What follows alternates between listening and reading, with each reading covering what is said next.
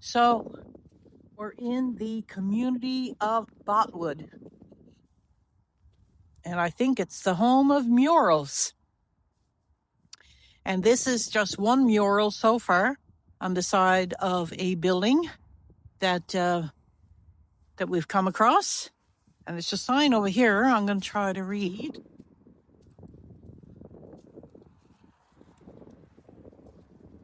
Answering the Call, Botwood Mural, painted by Marat Danilin. Since the formation of the Botwood Volunteer Fire Department in 1961, when the alarm sounds, our volunteers equipped to respond. Historically, the Anglo-Newfoundland Development Company Limited initially organized and operated a 24-member Botwood Fire Brigade from a fire hall on Circular Road at Water Street. The equipment included a 1948 truck that pulled a portable pump, assorted hoses, and gear. From then until today, many stories can be told of the courage, dedication, and personal sacrifices made by this group of volunteers. Stories that would include the paper shed fire of 1961, the school fire of 1983, and so many more. Today, our volunteer firefighters are well-trained, well-equipped, and ready to respond to emergencies of every description, such as fire, ice rescue, vehicle accidents, and or other issues involving the safety and security of our community. As they have in the past, they will continue long to the future to answer the call. Yeah. So this is a mural. Dedication to the volunteer fire department. On to another one. So here we are again, folks. This is a really long mural. How many hours were put into this? I'll never know. So we'll just show you at the beginning. It shows an 1893 5-cent coin. And then we have a train. And I guess this, I don't know what this is here. There's kids playing on the track, listening for the train. Did you ever do that when you were a kid? Put your head on the track to see if you can hear a train coming down the track? I did. Yeah. Pretty dangerous, I suppose. But I mean, if you knew you were getting a train was coming, get up out of there pretty quickly. And I guess they are here playing some kind of game with coins on the track.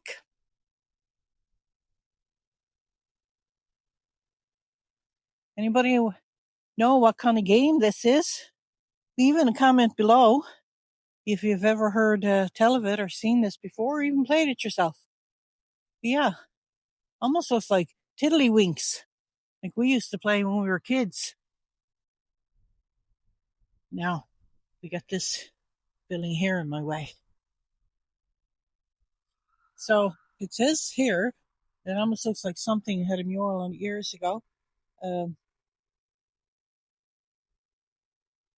Gander and Botwood, Newfoundland Airport. It's all made out of brick. And 2019, a fellow by the name of Charlie Johnson, I guess, painted this. So now we're continuing on with the mural. We're back at the tiddlywinks, I would call it. And somebody there with a saw. And I guess up here, those guys going off to war, and all their nurses are giving them all a kiss goodbye, and children, families. And then we have here a horse, a Newfoundland dog, a child, and a lady, and part of a train that looks like it's on some kind of they're hoisting it up. Yeah, man, this is a long, long mural.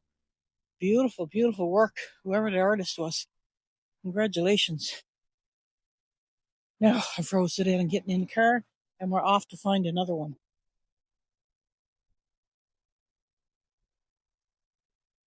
So here we have another mural on the side of a building.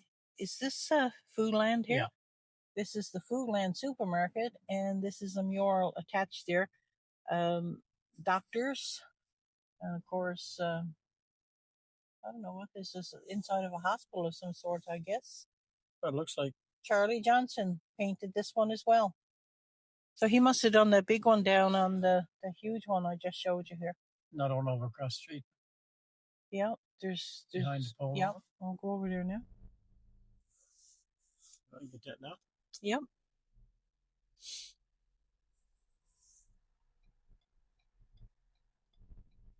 Get it from up here. Wait, now here's the thing here. A pulse. This is called the Pulse of the Community. Painted by Charlie Johnson. Yeah. I'm in the car and it's freezing, guys. Hard to get out. There's the Foodland we're in. It's another mural. It looks like a dog. And I just found something as a barrel on the thing there. Yeah. Looks like spilt water. So that's another mural. I don't know what that's called. This is Botwood, guys. We're in Botwood. I don't know if we told you that or not. Sorry. Okay. We're a bit closer to this now. Two dogs there. This is called the Water Nipper. And this was painted by Lloyd Pretty. Lloyd Pretty, I know that name. Yeah, the Water Nipper. Yeah. Painted by Lloyd Pretty, June the 28th of 2011, by the looks of it. Yeah. It's two dogs hauling water. Connected up. Yeah. Yeah, and they spilled it. I guess they stopped and it overflowed nice. And they spilled it. So here we are, guys, with another one. This is the salute to veterans. And yeah.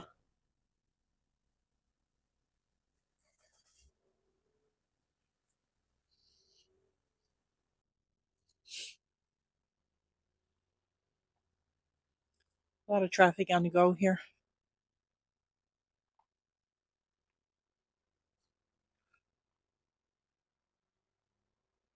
Yeah. To the men and women who have lost their lives. This was painted by Craig, I guess is Goody. The left side of the mural begins with poppies and WW1 imagery honoring the role of the Royal Newfoundland Regiment. Forget-me-not flowers and caribou monument sites in Flanders remain as evocative symbols of the regiment to this day. The first men from Botwood to enlist in World War II appeared here as a standing group of the five. From left to right, Mr. Tom Stockley, John Ledrew, Mr. Lloyd Wellman, Mr. Bernstein, and Harold John Foote, and the service photo of Ms. Bernice Carter, their first woman to enlist from Botwood.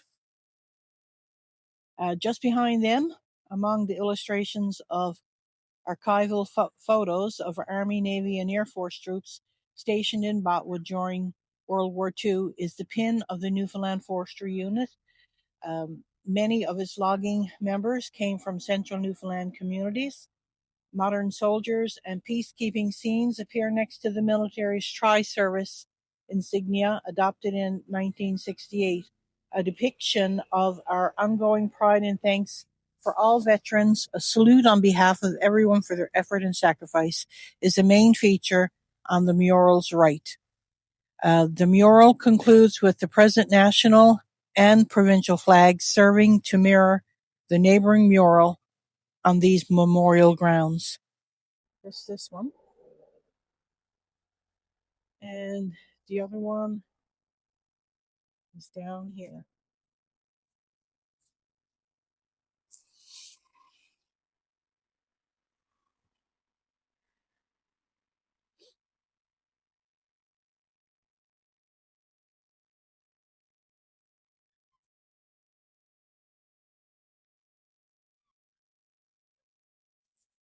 With the stay in the tents.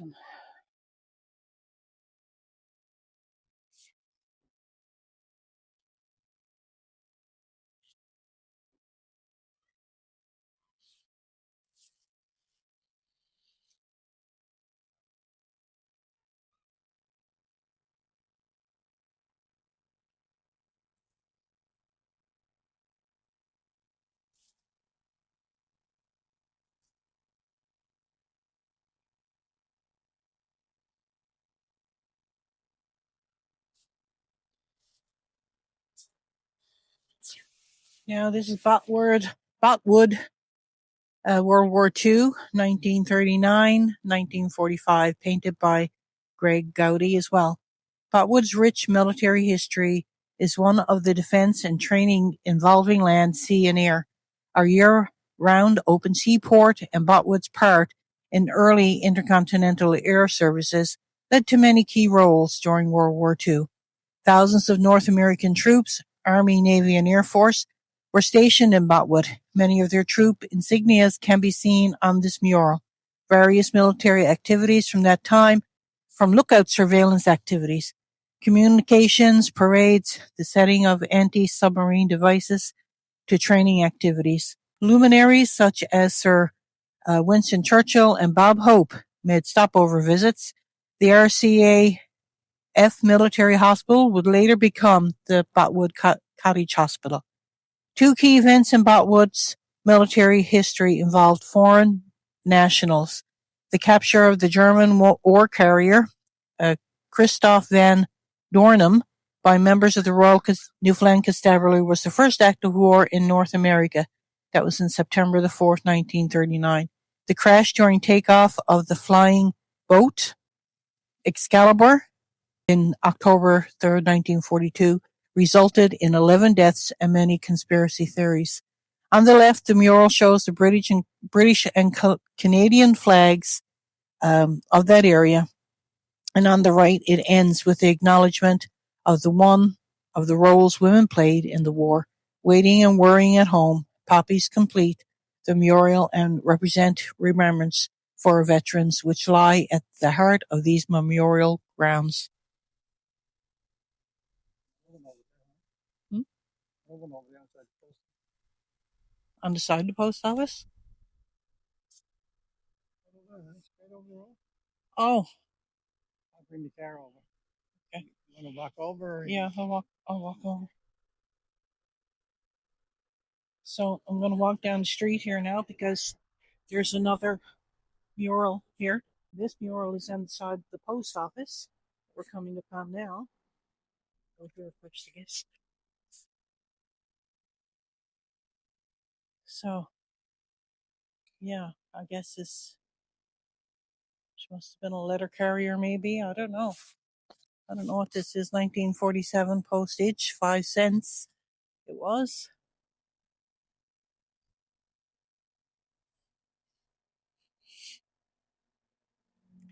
It's all the mail. I guess planes that went down.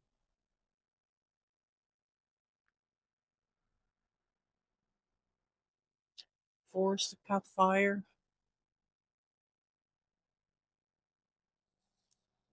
A lot of work went into this to paint all of these. Newfoundland postage stamp, 15 cents. First airplane to cross Atlantic non-stop, leaving St. John's in 1919. 15 cents. Beautiful colors. Even painted over the pipes and the ladder there, camouflaged in.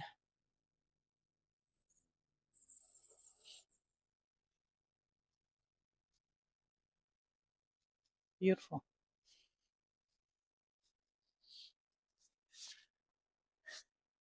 Now, I'm going to read this little thing across behind here.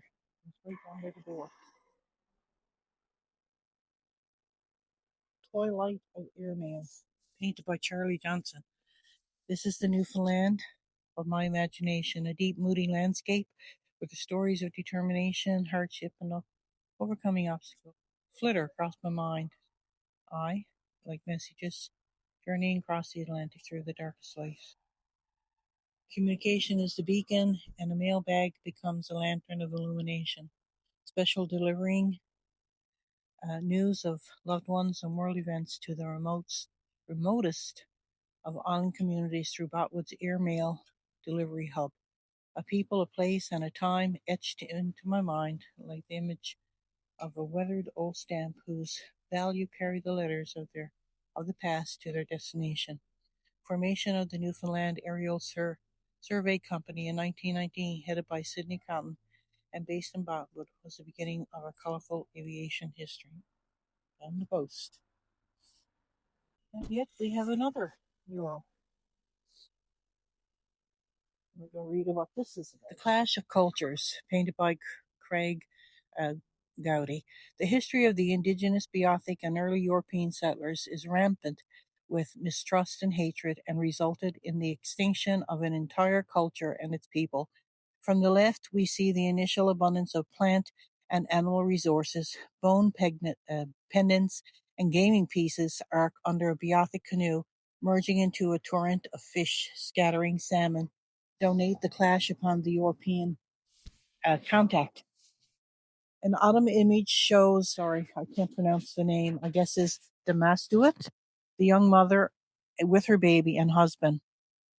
The name there is Nana Saubashut, outside their birch bark home in her sister and her niece. I can't pronounce these names, I'm so sorry. The winter scene shows the fateful March 1819 meeting at Red Indian Lake, where John Petton Jr., his father, and men captured Damastuit and killing her husband. Below, European nets, metal implements, and iron items acquired and fashioned by the Beothuk fly out like shrapnel. The large portrait of Mary March is based on Lady Hamilton's painting of Damastuit from a sitting 1 year after her capture when she was taken to St. John's. En route while staying in Twillgate, Damastuit found blue cloth and secretly made 16 pairs of moccasins, one for each of the people in her family group. The next scene shows the interior and exterior of Captain David Buchan's ship. The Grasshopper anchored in Botwood Harbour, January 1820th. Buchan was to return the ailing Damastuit to her people. John Petton bought her on board in the late November, but being too ill to travel, she died here. On board on January 8th, Buchan, Peyton Jr., and a party of men carry Damastuit's body back up to Red Indian Lake, interring her with her husband and child. Bone skulls and pendants alluded to at the extreme right reflect the little physical evidence remaining of the Beothuk people and their culture.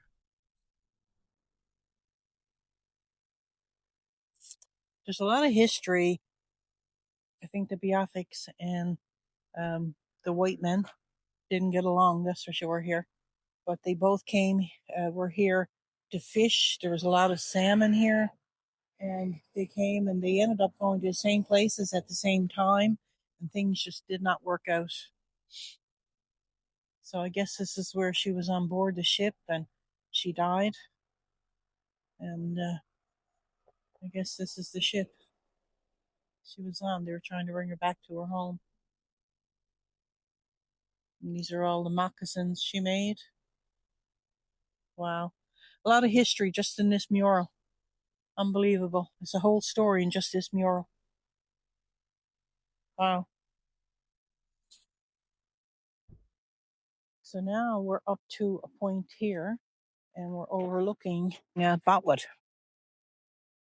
So This is a information on the Botwood. This is a miniature watercoloring painting on ivory, completed in St. John's in 1819. And here's the Beothuk. The Beothuk were an indigenous group of people who lived on the island of Newfoundland for approximately 2,000 years. They lived in small forager family groups of 30 to 50 individuals, with an estimated population of 500 to 700 in the early 1500s. As the population of hunter-gatherers, they traveled seasonally between coastal areas of the island and into the interior region to harvest plants, berries, fish, and wildlife. They painted themselves, their homes, and their various possessions with red ochre for tribal identification, and culturally significant reasons to practice led them to being referred to as Red Indians by Europeans who arrived in the late 1400s. European settlement and the Beothuk's distrust and avoidance of others increasingly drove them from their territories and cut them off from their seasonal food resources. A lack of trade, increasingly frequent and hostile encounters, and the exposure to European diseases, particularly tuberculosis, took a severe toll on the Beothuk population. Sick, starving, and isolated, the Beothuk dwindled in numbers throughout the 18th and 19th century. By the beginning of the 19th century, the Beothuk were reduced to a small, isolated population living along the Exploits River system, attempting to subsist on the new inadequate resources of the interior. In May 1829, when Botwood's niece died, she was referred to as the last known Beothuk. Well,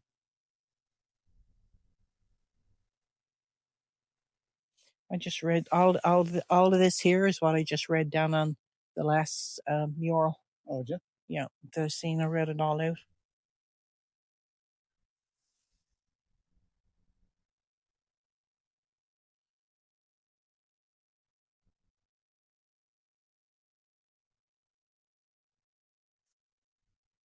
Down below. So, on over to the statue. Okay. Micmac. This is Micmac Elmi, and this is Innu. So, it's the Micmac and the Innu.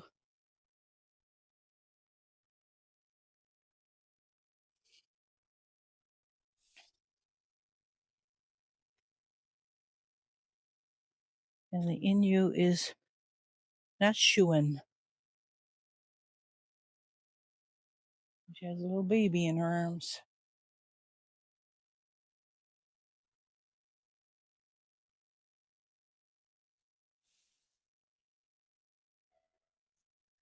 Yeah. I guess this is lit up in the evenings. The lights here. Mm-hmm. Very nice.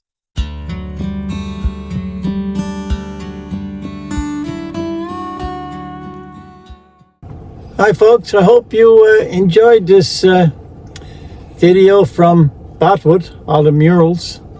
What a magnificent place if you want to go see murals. And Yeah. Botwood itself, it's beautiful. A lot of history in that place. Yeah, sure is. The Beothuks and the white men not getting along, and to the captivity of Mary March, actually, they later called her. But yeah, like, you know, I hope you enjoyed this video, and give us a thumbs up, and thank you to all our new subscribers lately, and to all our subscribers, of course, and give us a like and a thumbs up. It certainly helps. And Definitely. So all we got to say is hasta la vista, Baby. bye for now. Take care. Love you all. Have a great day. Be good to each other. Take care. Bye-bye. Bye-bye.